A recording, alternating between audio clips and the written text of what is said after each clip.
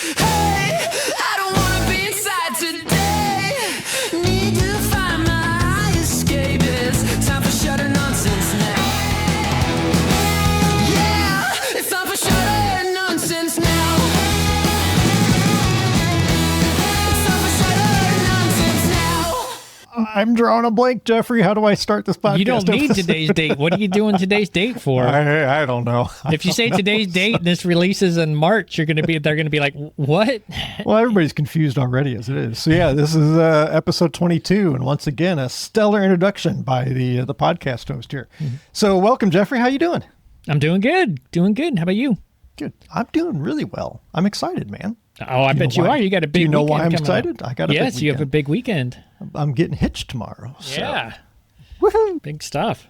It'll be like a 10-minute ceremony, and then we'll get a big old nice fancy dinner. So that's the best way to do it. Keeping it nice and simple, right?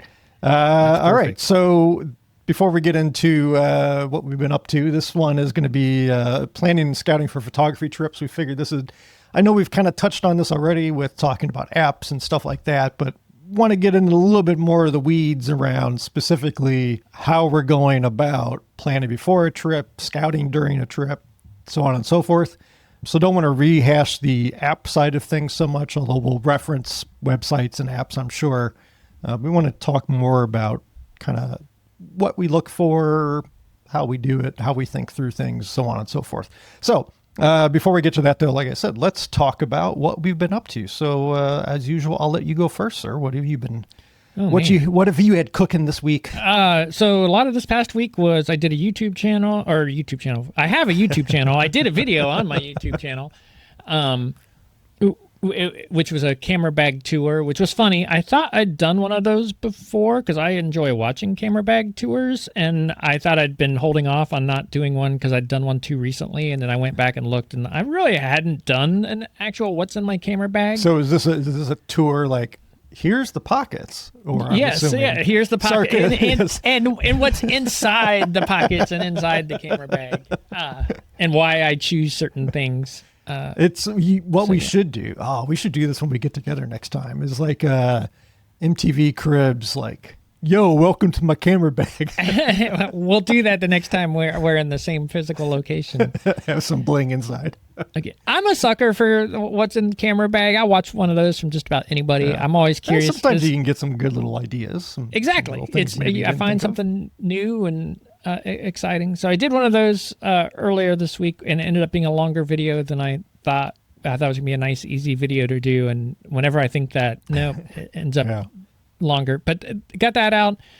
Someone gave me a couple episodes that needed uploaded and published and scheduled. So I had to work on some Shutter Nonsense stuff who would that this have been? week. I know, right? Like, I knocked out those edits quick, man. You did too. I'd been sitting like we haven't had an episode to run through, and all of a sudden, bam! Here's two more to get done. So got those done, which is good because I've got travel coming up, and those will get me through the hump of not needing to do anything while I'm traveling. Right. So did that, and in just general, I leave for Death Valley in 2 weeks, and that's going to be a big trip, and It's not that I have stuff I actually have to do right at the moment for it, but just that's coming up. I better make sure, making sure I have the stuff that does need done, gets done. So just a lot of that going through my head and trying to make sure holidays, trip.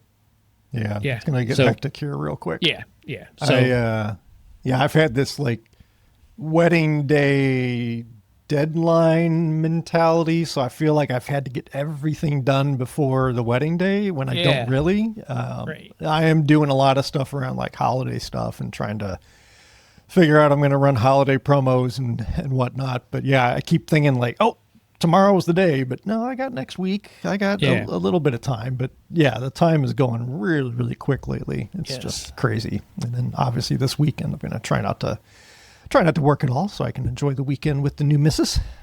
Well, not the new missus, the new Mrs. Mrs. Rung, which, oh God, that's weird sounding. Yeah. When Heather got up this morning, I walked down in the living room. I was like, hello, soon-to-be wife. And I was like, we sound older when we call each other husband and wife. So Anyways, you got anything else that you've been working on? Or No. just I know you've been Scramble? busy too. What have you been? Because I think you and I both been running around like What haven't I been doing, Crazy. man? Yeah, so knocked out 2 Shutter Nonsense edits. Still got to do the shorts, but the episodes are done. the episodes are done. So that was a little bit of a relief because I knew you were waiting on those.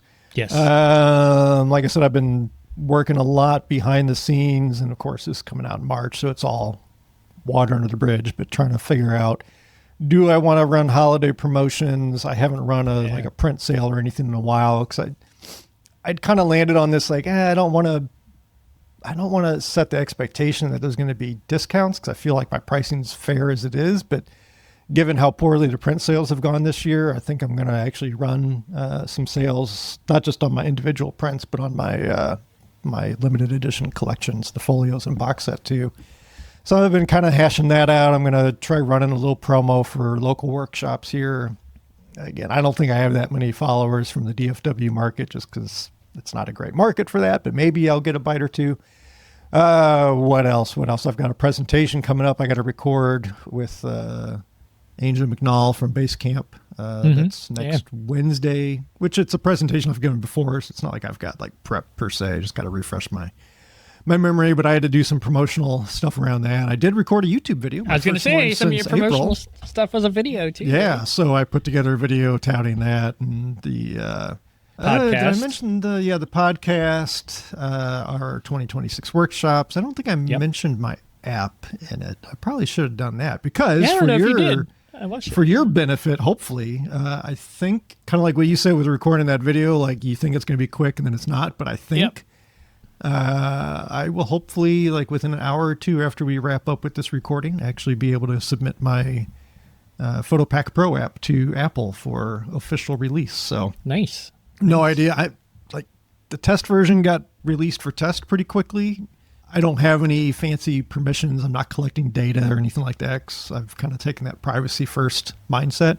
Yep. So I'm hoping well before Thanksgiving, which is only 2 weeks away, but like I'm hoping it'll be live. And then it's kind of thinking like, well, do I run like a launch promo? I still keep going back and forth on the pricing. Like this morning I was thinking 99 cents maybe, but all the work I've put into it, like it's always that I was originally tough. thinking $2.99. And now I'm like, well, maybe that's too high, so maybe I go for $1.99. I don't know. I got to figure that out. But $2.99 doesn't feel too high to me. I mean, I've used the app, and I mean, especially if you're a person that doesn't necessarily have a packing list already, and you came into that. I mean, man, there's value just to that list. I think. The list, I mean, even me, who had a pretty extensive packing list that I work off of, there were still some things on there that one. You had everything I had on my list, so that's good, right. From that standpoint. And you had a few extras that, like, oh yeah, I should probably have that on the list too. So I didn't have shorts and I didn't have Crocs. No, so correct. You are missing really hiking shorts. Yeah, you're missing hiking shorts and Crocs. So that is a bit, but you can edit the list and I can add it, and I'm all good. You can make your own default list. So. Yeah. I keep wavering on that right now. I'm kind of like, $2.99, and then maybe like a launch promo code or something. So I mean, if we're going to talk business pricing online, I feel like $2.99, and then that gives you room to do $1.99 for promos when you throughout the year when you want to or something. Right.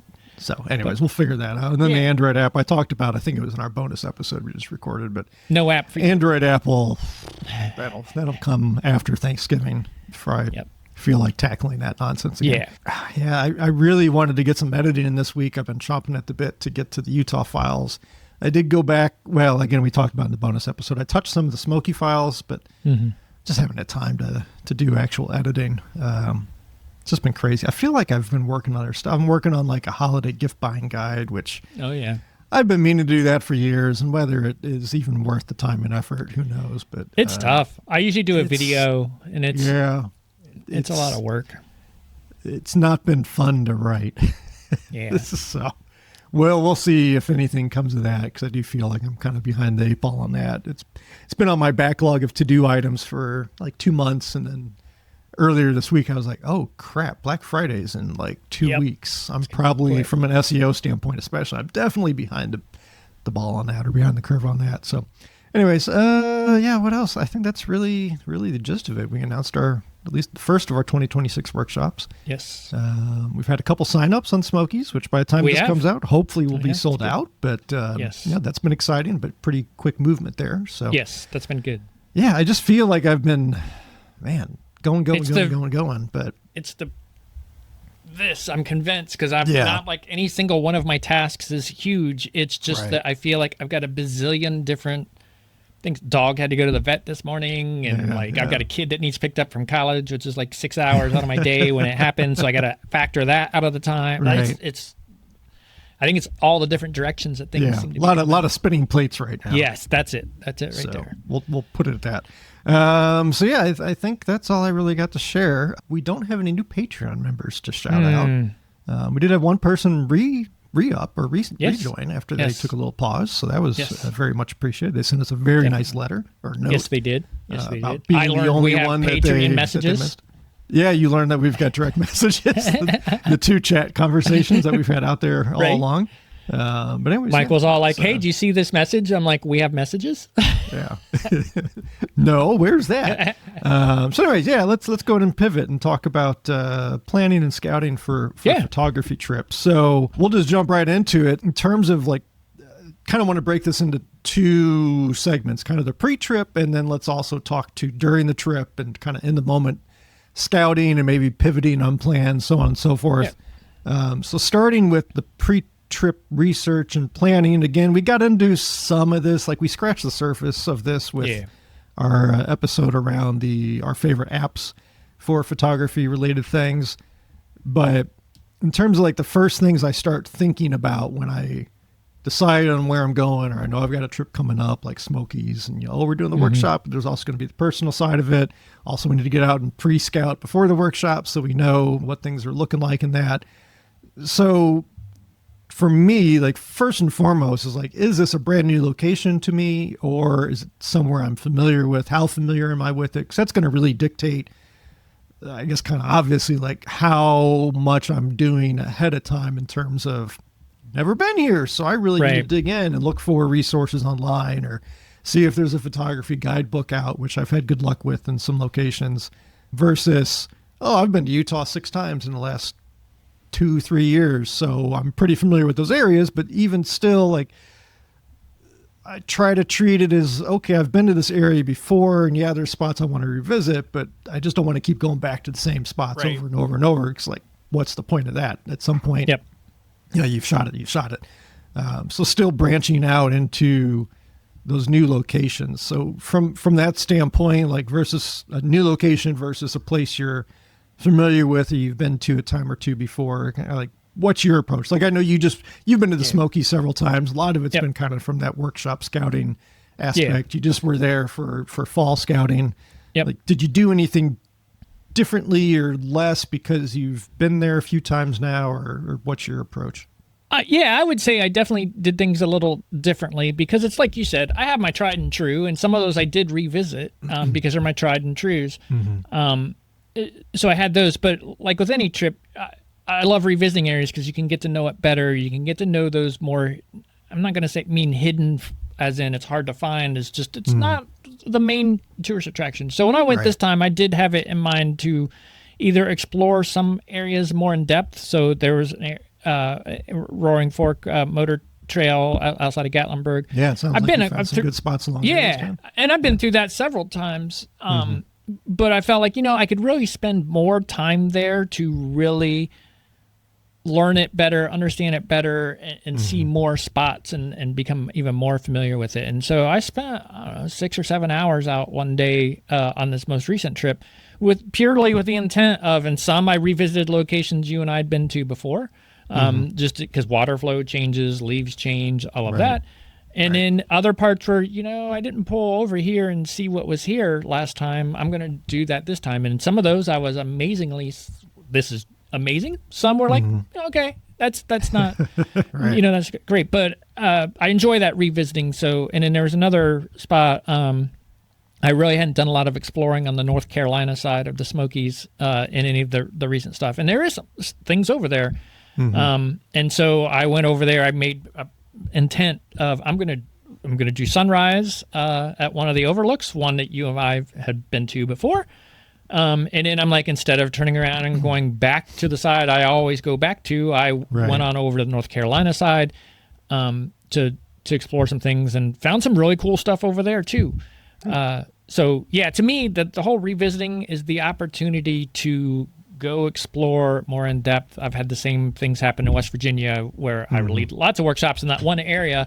But I continue anytime I'm out to try to explore someplace I hadn't been. Maybe it's someplace that's in the back of my mind, but I've never made the time. So, yeah, that's how I do it with areas I've been to before. I always try to add at least one new location or explore an existing location more closely than I have in the past. Right.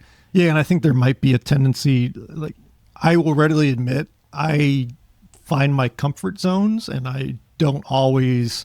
like, oh, this is familiar. I've been here before, so I'm going to go back. But like I said, like at some point, you kind of start to run out of new opportunities if you're just going to the exact same areas. Now, that area might be something like Cottonwood Canyon Road that I love going along in Utah, and that's, given the roughness of the road and that, it can take you a couple hours to drive the full length of that. And there's all kinds of varying landscape and flora, and like...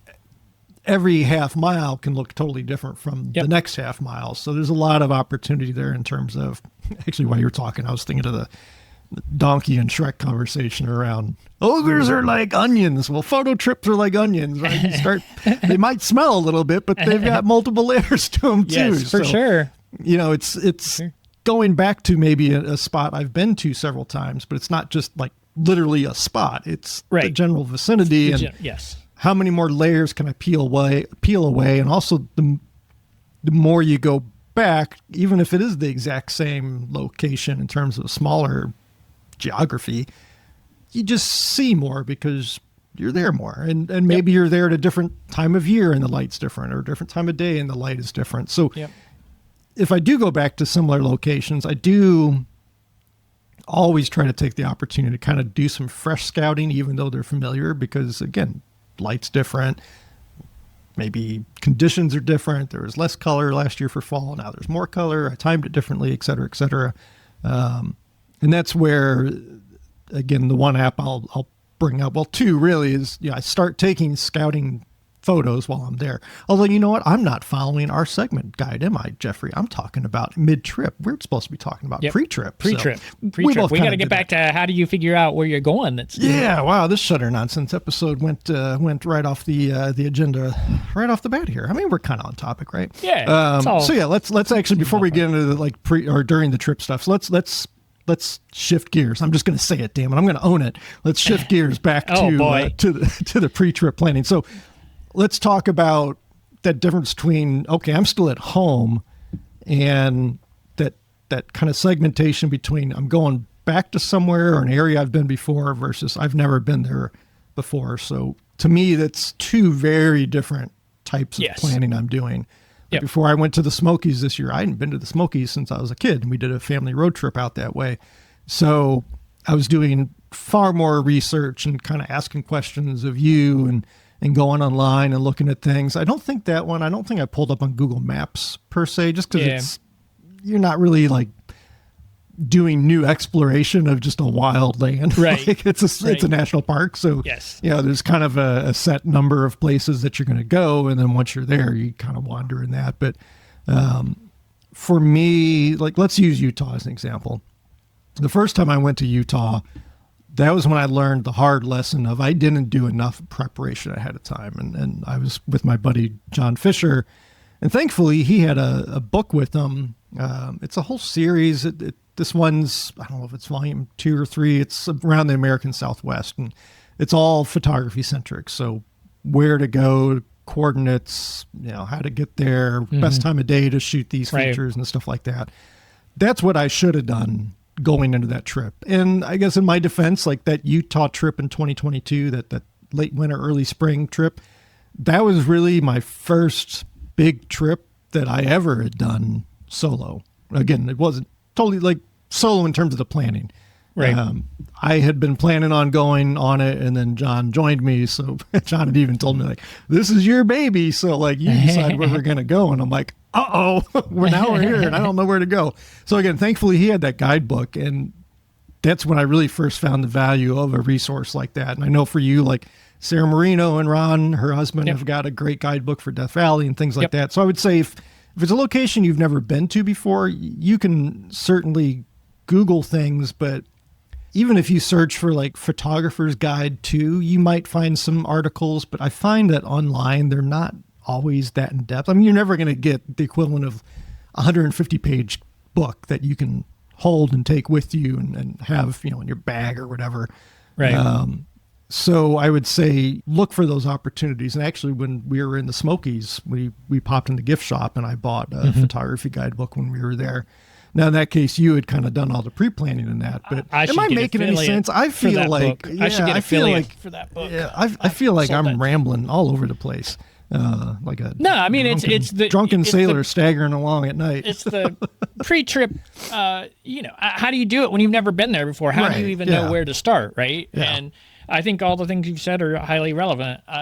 If there's a photo guidebook, you mentioned the one for the Smokies. That thing is amazing. I reviewed it before I went this most recent trip, reread sections to make sure, what did I miss last time I came through? Because I was overwhelmed the first time. The second time, yep, I've been there. You know, I didn't spend much time at that point.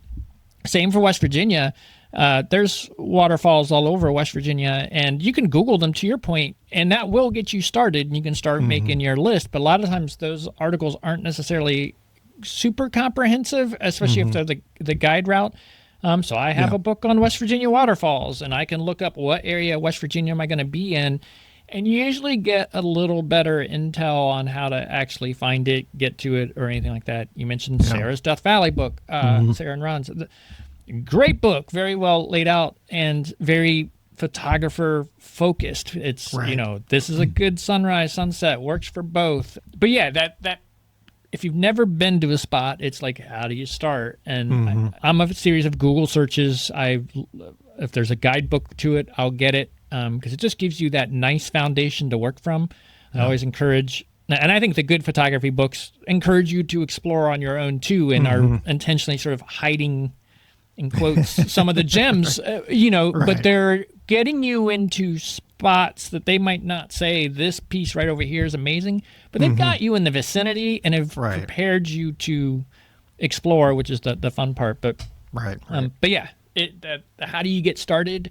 And I think you could even take it back if we want to go even higher level. Where are you going to go? Like you go to Utah. Why'd you choose Utah? I go to the Smokies. Why did I choose Smokies? Why did I choose West Virginia? So when you're planning a trip, I think there's even a little bit of just, even at a higher level, where are you going? Even you going international? You staying in the U.S. if you're U.S. based? How do you decide that? So how did you decide Utah? Because Well, I mean, for me, so Utah specifically. Well, let me take a step back, and I know I've been bouncing all over the place. I think he's excited. I'm getting married tomorrow, man. Cut me some slack. He gets the excuses, exactly. So the guidebook piece, the Utah guidebook I've got is fantastic. I've got a guidebook for Arkansas waterfalls by Tim Ernst, who is like the Arkansas waterfall guy. He discovered and named like a ton of waterfalls in Arkansas. He is the definitive source, and he's a photographer too. So he's got an excellent book for it. There's one I've got, I think, on Missouri, which someday I'll get back to my original home state and start appreciating it for more than what I did when I actually lived there. But I probably at this point, like, I do some like basic Google searches for X location photography guide or whatever. But really what I'll do is I'll try to find through searches the actual book. Like what's considered the definitive or authoritative book, physical book that I can have. Because to me, it's a lot easier to sit there and flip through a book. I can dog ear pages that I want to go back to or know that I want to visit. And then two is I can have that book for you and me. Like we're usually working out of our Forerunners. I went to Utah. I've got the Utah book in my truck. Go to Arkansas. I've got the Arkansas book in my truck. Go back to the Smokies. I'll have that Smokies book in the truck. So you've always got that thing that you can reference in your downtime, laying in bed, or you get up in the morning and maybe you're taking it a little easier one morning. You can sit outside and enjoy your hot morning caffeine beverage and flip through the book and get some ideas. So I have found that the books are far more useful to me, partly because they're focused. Right. And going online, it's like you might have to go to like 20 different resources to even scratch the surface of what a single book can provide you. And you've got different voices and viewpoints of just that photography perspective. Whereas with a book, at least you're getting a consistent author voice, I guess, if that makes sense. Yeah. So yeah, anyways, so I guess that would be my first recommendation is like, yeah, you can go on Google and you can look at Google Earth and Google Maps and that, but you might find that you're better off looking for a good book. Or if you know a photographer that is very familiar with an area, do they have a book? Go look for that kind of stuff. As far as like going back to when I first chose Utah in 2022, it was kind of a revisit Utah, kind of, sort of. Back in 2018, I had a business trip to Salt Lake City, actually. And I decided to fly out early. And I think I did I fly into Vegas? I think I flew into Vegas. And I got a rental and I drove. I hit Bryce Canyon. I hit Coral Pink Sand Dunes. I had a couple areas else that I was going to visit, but I was in Bryce Canyon for basically like 8 hours. Coral Pink Sand Dunes, I was there for like hour and a half. So I wanted to get back to Bryce, especially, and especially in winter. I was there in the summer before. I wanted to get to Bryce because I'd seen photos of it in winter with snow and just that awesome contrast between the deep oranges and reds and yellows of the geography and the hoodoos there, contrasted against that pure white snow. So that was partly what drove it.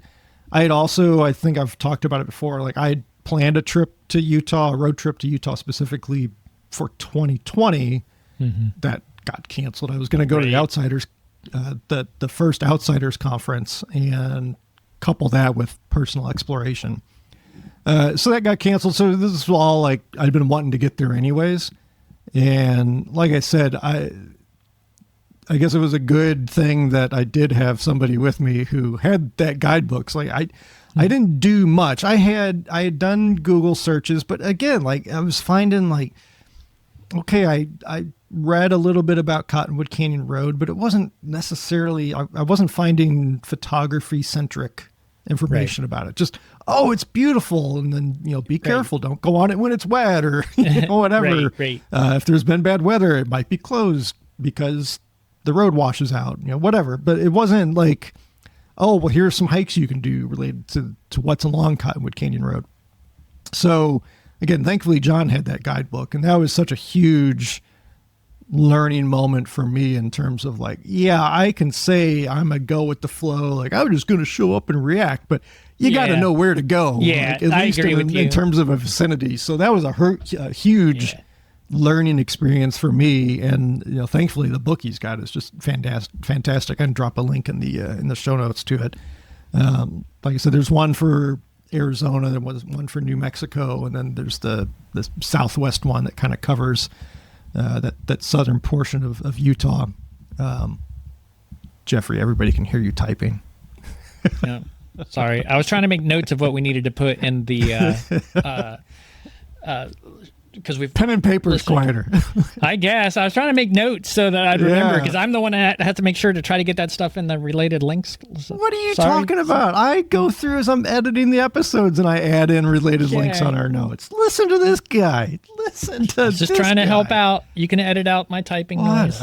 No, I'm going to leave it in, man. I'm going to publicly shame you. And see, now I totally forgot what I was talking about.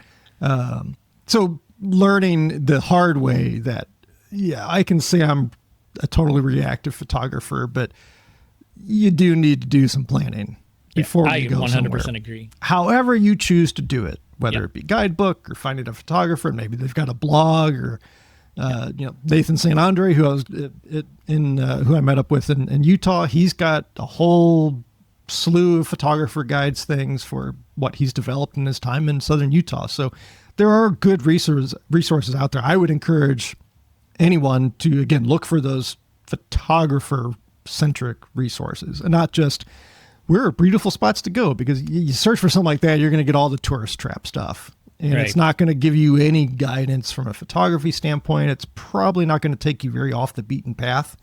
Yep. And as we generally know as photographers, sometimes all it takes is hiking an extra half mile to a mile, and you can get away from crowds and everything depending on where you are. So yeah, that was the big takeaway from Utah for me in terms of like choosing the location. It was just, I had a little bit of a personal past with it, so I wanted to get back there. Otherwise, I would say generally if we zoom out to, okay, I want to do a trip.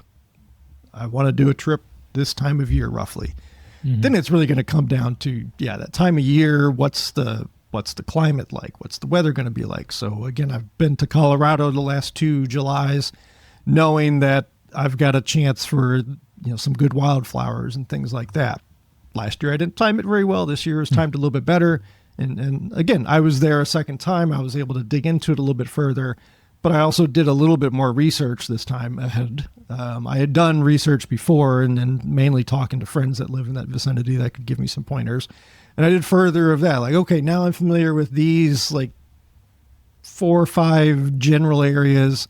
Some of them I want to go back to, some of them I don't, but how do I branch out from there? Mm-hmm. Whether, again, looking at maps, looking at guidebooks, looking for input from friends that I've got, connections that I've got. So it's, well, you and I have talked like, okay, we would love to add a summer option on to our workshops at some point. Yep. So we're not packing everything into the shoulder months of spring and fall. Like, how do we do a workshop in June or July or August or all 3 or whatever? So, July I found is good for those areas in Southwest Colorado I like to go to. Mm-hmm. I've been to like Grand Tetons, early July, late June. That's good wildflower season there. Yep. Glacier, I've been to Glacier National Park. That was an August trip. So doing the research to understand, like, okay, if we're looking at this general season or months, that almost immediately limits your option. Like, I'm not going to go to Utah in July. It's going to be like going to Texas in July. Like, I'm getting away from the heat and the misery. So, a lot of it is based around that, or like, hey, do I have specific goals? And that's a challenge I have with the fall photography, right? Like, there's only so much I can do in any given year. Yep. And like, okay, like next year we're doing the fall workshop in the Smokies. Yep. That means I'm not going to be going to Utah for the fall. Right. Can I layer in something else? And fall's tricky because you kind of do have that limited window, but still there's such a, like here in Texas, fall it really hasn't even started yet. Like, we're just starting to get the hint of some better colors, and it's mid-November. Right. I was in Utah in late October, and very different situation. So all of those things, like what is the goal of this trip? Do you want to shoot wildflowers? Do you want to shoot waterfalls? Arkansas waterfalls are beautiful, but they're seasonal. Yep. So whereas you were in the Smokies in the fall and you had good water flow still, if I go to Arkansas in the fall, unless there's been rain the previous like week or few days, there's a good chance there may not be any water flow at all. So it's getting that baseline understanding of what is your goal. And then that kind of starts just naturally narrowing down your options because of circumstances of the different locations. Certain conditions in certain locations at certain times of year. It's like put all those together and figure out when you're available to go somewhere and matches what you're after. Yeah, from that standpoint. Yeah. So I don't know. Do you have anything else from a pre-trip planning standpoint? I literally, listeners, I apologize if I'm making little sense or I'm blabbering all over the place worse than I usually do. I am. I guess we'll blame the wedding. Not that that's a bad thing, but my mind might be slightly elsewhere here. Any other things from a pre-trip research planning? I mean, how far? New locations, familiar locations. How far in advance do you start planning a trip? Are you like the type that plans a year, and then does that planning go just, I'm going to go to location X, and then that means you're immediately starting to research specific spots within X, or are you like, it's Friday before you leave on Monday and like, hey, I should probably figure out where I'm going. Where do you fall in that? Yeah, well, actually that raises a good point. Is I've talked about like the downside of trying to wing it too much with that first real trip to Utah. I typically, man, it varies. Like, I think my Colorado trip 2 years ago. I don't think I really chose Colorado until like 3-4 weeks before. Like I had time blocked on my calendar and told Heather, hey, I'm planning a trip, but I wasn't entirely sure if I was going to do Colorado or not. But I guess in typical me fashion, I'm a procrastinator on most things. So it's kind of like, oh no, it's 3 days away. Now I got to do that's just how I work best. Yeah. I will say, like, with the packing your Forerunner the morning of and stuff. Yeah. I will say, like, there's also a difference to me of like a workshop trip versus just a personal trip. Like, for sure. Workshops, I'm thinking about things far more thoroughly. Like I feel that pressure of like, I've got paying clients now that I cannot F this up. I've got to do my due diligence here. Whereas if it's just me, like, we'll figure it out kind of thing. But I do leave okay, we've got different examples. Like I've mentioned, I've gone to Colorado last year. It's been Southwest Colorado. Going to Utah, it's been Southern Utah, a little bit Central Utah, mostly Southern Utah. Going east, it's been Smoky Mountains. But as far as like thinking a little bit more localized within those vast regions, I kind of intentionally hold off on that because I am watching the weather. Probably about a week to 10 days out, I start looking at the weather and gauging what's happening now, because that may impact things. For instance, Utah and like roads being washed out if they have unexpected big storms or whatever. Even the Smokies, if there's heavy rain, like, well, the water might be muddier, so maybe I'm going to look for more overlook opportunities for the first few days to give that sediment a chance to settle. So I do kind of put the more specific locality. Like I know I'm going Southwest Colorado, but where in there am I going to target? It's part procrastination, part actual strategy, in that I want to know what the weather's been doing recently, and then what is it likely to be doing when I get there. And I guess a good example of that would be my winter 2023 trip to Southern Utah. It's winter, and that it was like late March and the first few days of April. But I was watching the weather, as I do. Again, I knew I was going to Southern Utah. Knew like I wanted to hit Bryce Canyon again. I wanted to hit Cottonwood Canyon Road again. Like there were places I wanted to get to specifically, and then some new spots. My original plan was, I'm going to leave Page, where I stay the night when I get into the general region. I'm going to leave Page, Arizona, and I'm going to head to X. And then I'm going to hit Bryce Canyon at the end of the trip. Was I'm looking at the forecast in those days leading up to the trip. Suddenly I start seeing snow in the forecast for Bryce Canyon. Oh, well, that's intriguing. So I'm not going to leave myself locked in to, that sucks. I'm going to Bryce at the end of the trip, so I guess I'm just going to miss that snow. Hell no.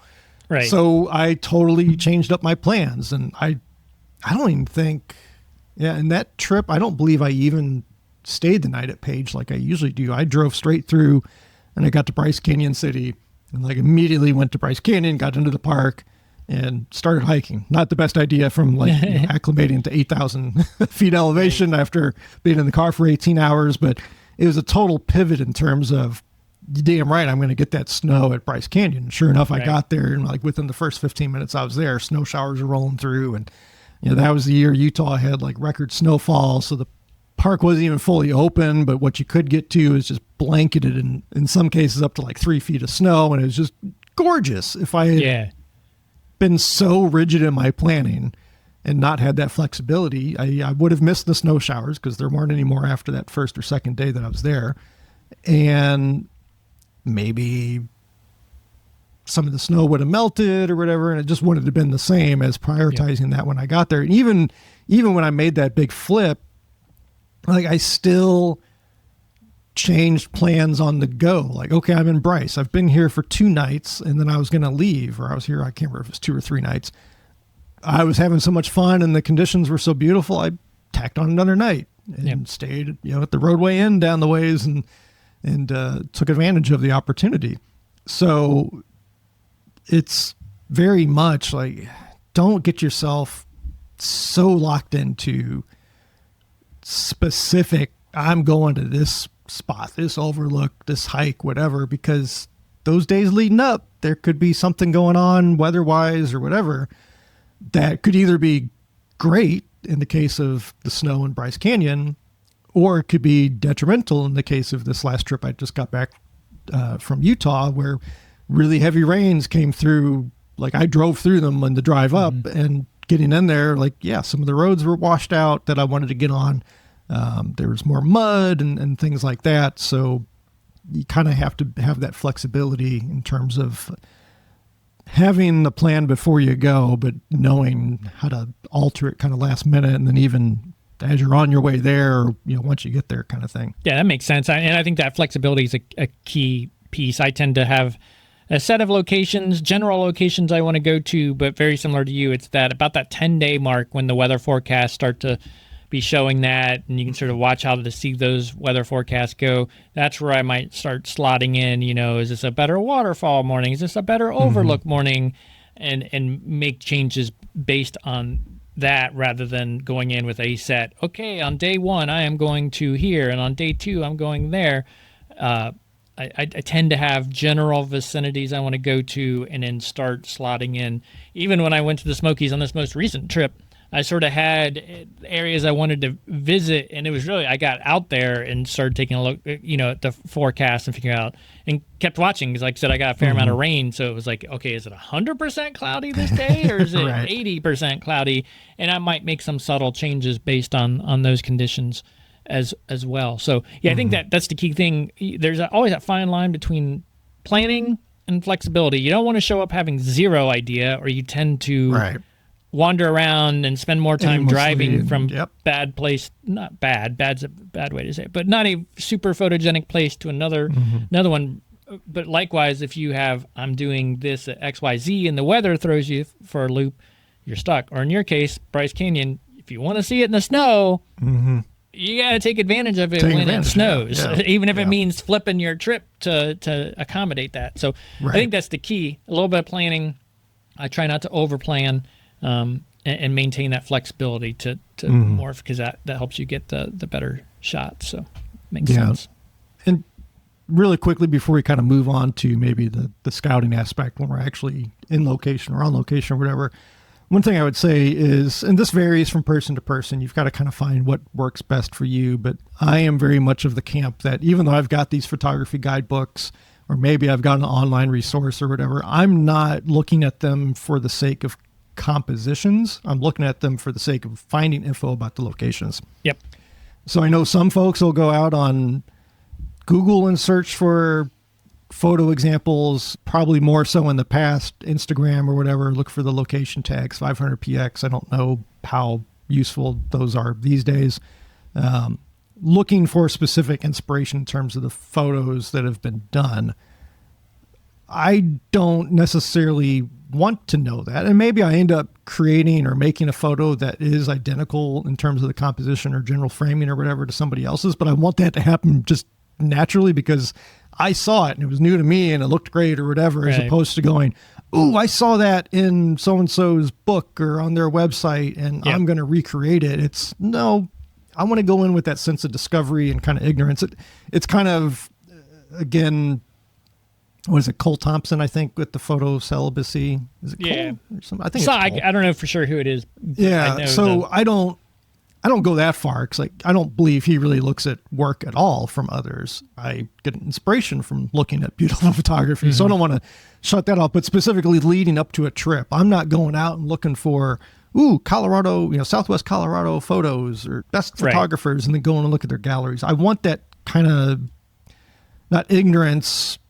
Well, it is like I want intentional ignorance when it comes to what's been done before me, because I don't want that driving too much influence. It's almost more like more blank slate, more I don't no want preconceived notions. Yeah, I don't want such recency in it. Like I look at Matt Payne's photos, obviously, and Sarah's from Colorado, and Jason Coward, and all the others that are in Colorado.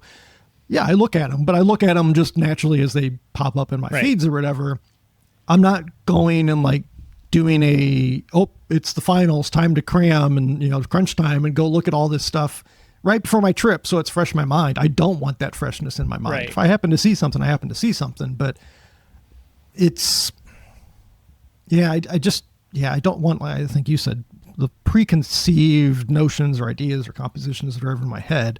Yep. Maybe subconsciously something triggers something, but hopefully that's pulling not just from those locations, but photos I've seen from Japan or Utah or California or whatever. And it's all just running around in my little noggin subconsciously. And I can pull from, ooh, like that little scene over there, that reminds me of something I've seen before. And I can do a twist on that or whatever. So yeah, I am cautious about that. And I believe you're the same, right? You're not going out and looking for like, oh, here's the shots to take or whatever. Yeah, I mean, there's iconic locations and there's certain ones that is just sort of like there is the shot and there's no way you couldn't have not seen it. But in general, I actually try to I like to walk into a place and know, okay, I'm sort of going to see this, but not study every single nuance or study 20 different photographers' take on it, because I'd rather sort of go in and get my take on it, which sometimes is very similar to someone else's, sometimes it's different.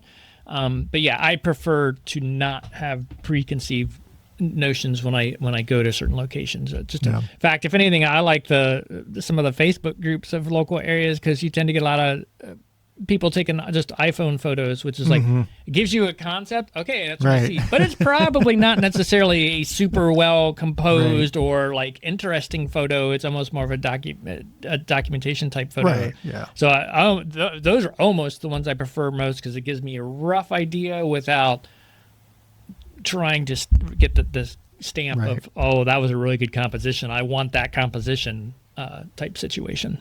Yeah. And then I think we've talked about it in terms of, I think it was in, again, our favorite apps episode, but in terms of any online scouting I am doing, I know I probably oversung the praises of Onyx off-road and backcountry on that episode, but these days I probably use either or both of those more than even like Google Earth, because you can get the 3D view, you've got the topography lines and or topography maps and that. So, I want to do this hike. I've got a trail rating from Onyx Backcountry. Or I want to do this drive. I've got a trail rating from Onyx Off-Road.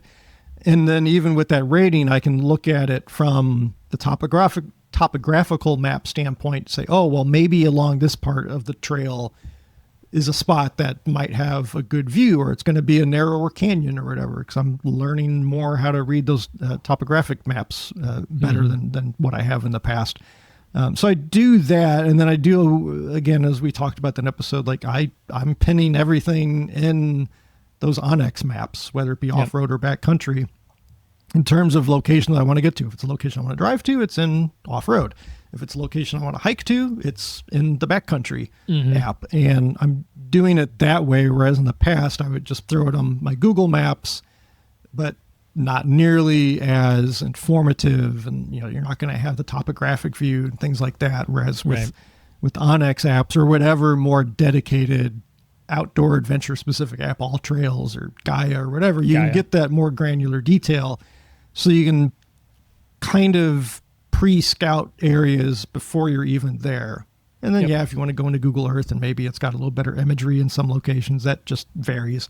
But for the most part, I'm finding these days, like all these apps have gotten really good in terms of providing you a pretty good idea of kind of at least ballpark what you're going to see. You can get the kind of 3D angle on the maps and that. So I do all that, and then I organize it into folders I don't do it by trip. I do it by location, because I might go back there in the future or whatever.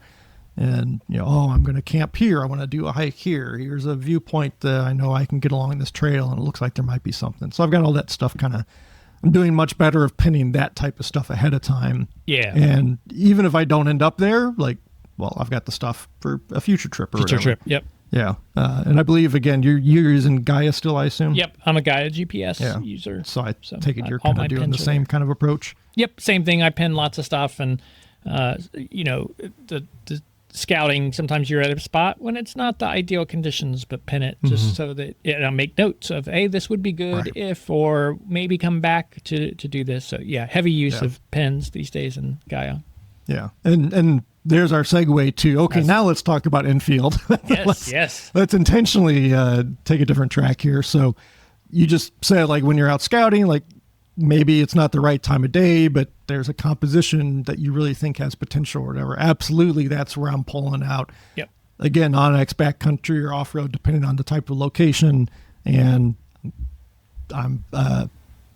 you drop a pen and make some notes, right? I drop a pen, thank you. And I think you can do the same as Gaia. You can take a picture to associate yes, with the pen. Yes, that's what I was trying to get to. I'm taking a pen and then, attaching a photo or two with it. Great. One of my new River Gorge trips, I mean, a good chunk of it was during bright midday hours. And the park is actually relatively big because it follows the river as opposed to being a central landmass. And one of the waterfalls I went to was, frankly, really amazing. But I was there at like 1 p.m. and it's like there's no shade. It's not a valley because it spreads the whole river. But I still went out and explored and see, okay, this would be a really cool composition, or that would be a really cool and dropped multiple pens and took multiple iPhone photos to associate with it, so that on a future trip, if I'm like, I'm going to make the point of being there in the evening or the morning, I know sort of where I want to go and I don't have to revisit all that. So I still got value out of that trip and visit for that specific location, even though I really didn't walk away with anything with my real camera to take a picture of, just because it added value to the trip for a future future visit. And then you've got those pins and you've got the photos and maybe notes that next time you're in the pre-planning phase, now you've got all that additional information available to you.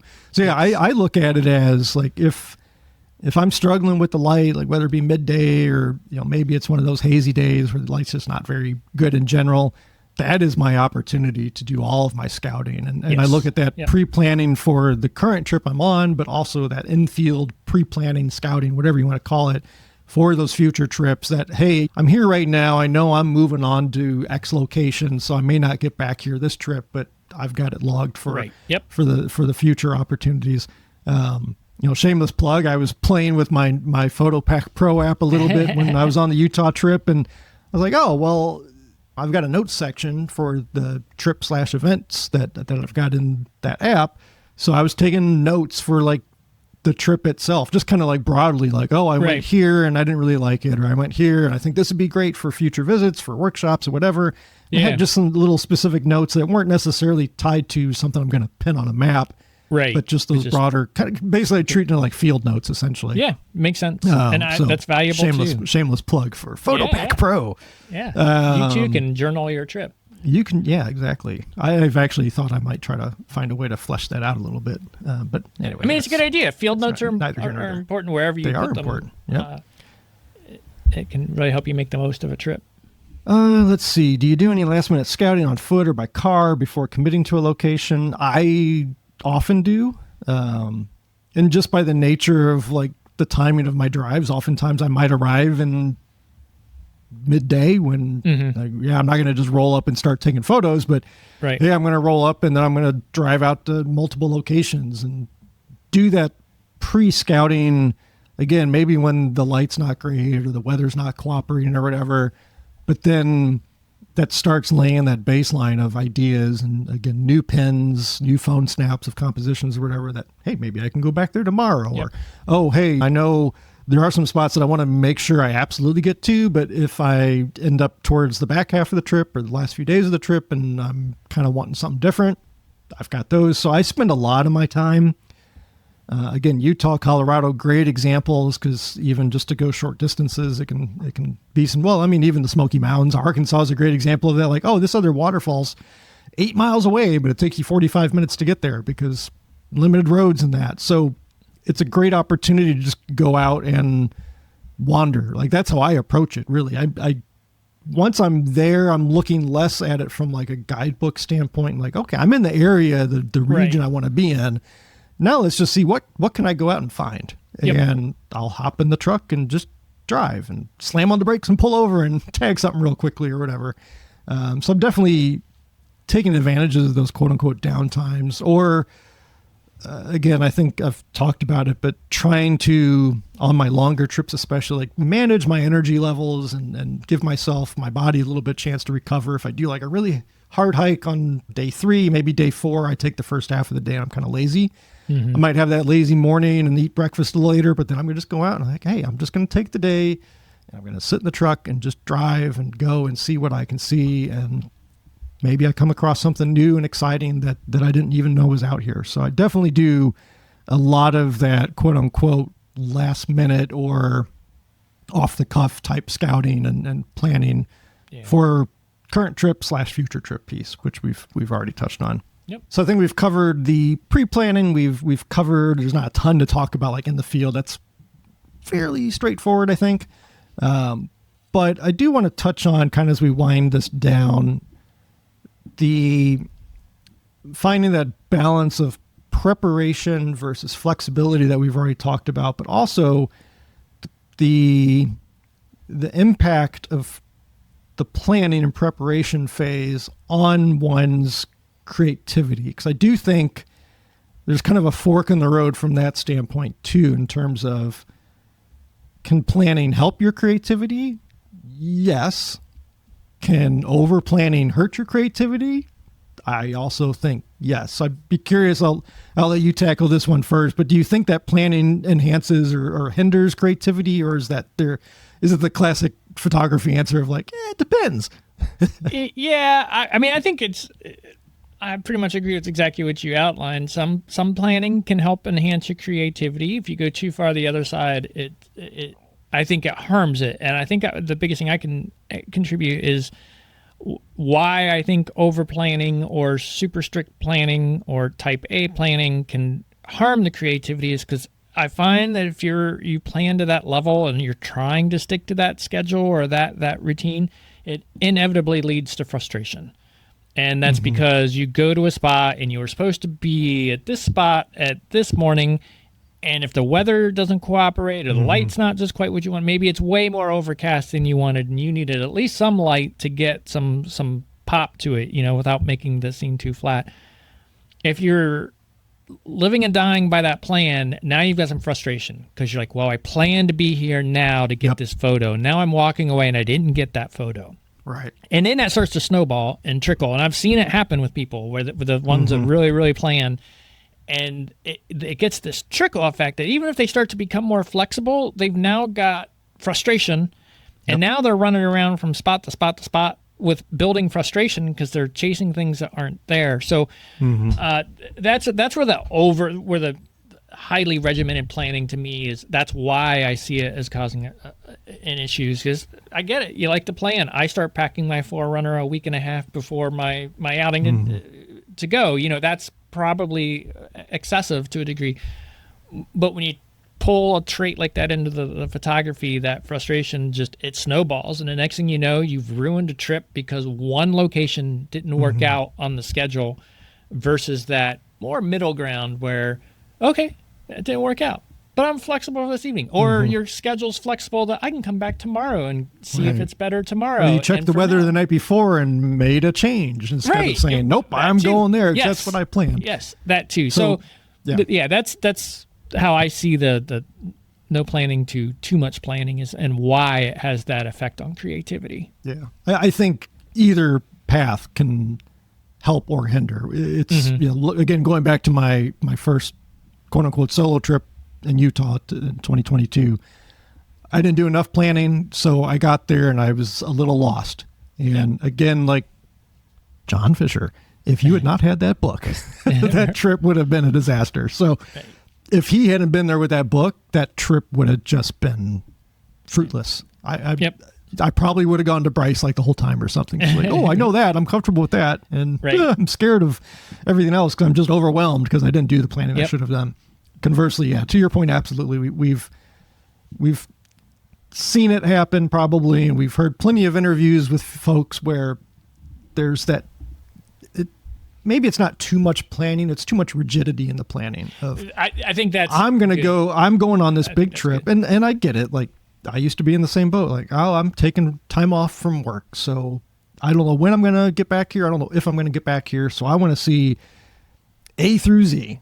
Yep. But in reality, maybe you can only get D, L, Q, P, and Y. Right. You got to have that understanding of like, you can't cram everything in. And I've been in that position and where went on a bigger trip, and the person I was with will probably put two and two together. And I'm sorry, but this is how I felt.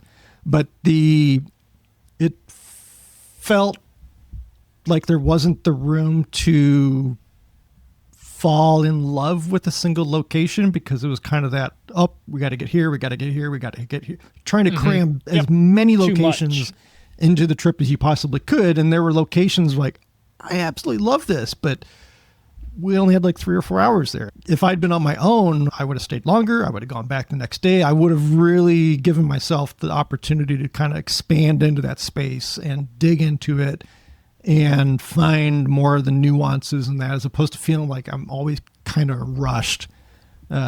So there's that aspect of it too, in terms of that rigidity. Yeah.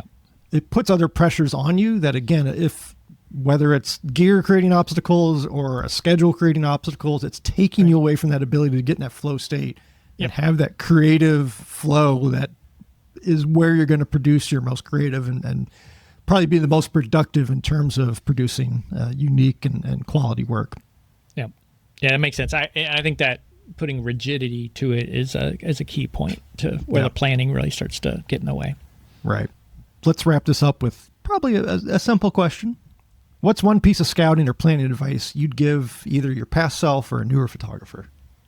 So to a new photographer, do some planning, look into the location, have a few ideas where you want to go, what you want to see, but remain flexible. I mean, it's really the driving theme of most of this, right? Like, we're big advocates, know where you want to go, what you want to do, but be ready to adjust on the fly. Keep that flexibility. Even in my workshop information pages, I think I have a sentence in there. It's always, we will remain flexible, because because to your point, we do structure those a little more, right? We go into that, but I always have that caveat of, we will be flexible, and some of this could change because you and I may see the weather's doing something different, so we're going to flip this. So I think to the new, I think it pays to do a little bit of scouting.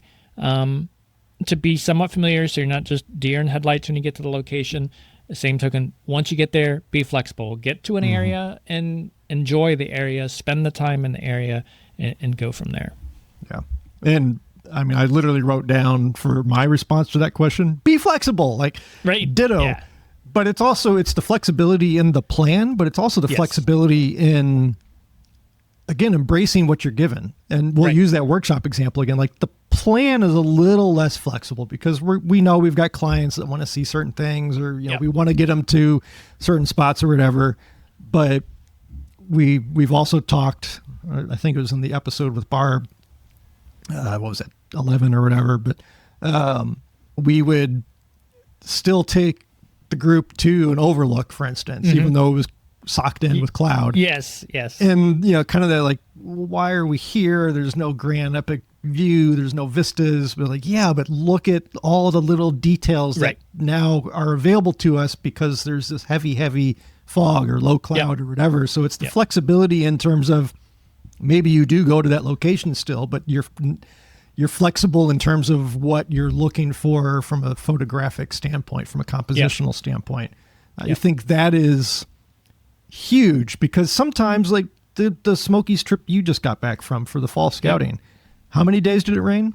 4.5. Right. So if you had gone in there and, like, there's only so much location flexibility you can have when you've got weather like that. Right. So at some point, I don't know if this is how it played out for you, but, like, at some point, there's a very good chance you're going to have to go to an overlook and just embrace the conditions that are there. 100%. And take advantage of it. Take it as an opportunity to learn a new way of seeing, or a new compositional trick, or whatever. Let your creative muscles flex in those environments, as opposed to, oh, well, I can't even be flexible because everything is socked in, or it's been raining this entire week.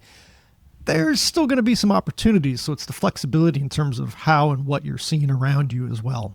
Yep. I think that is where I would wrap it up. So, any other last thoughts on this one?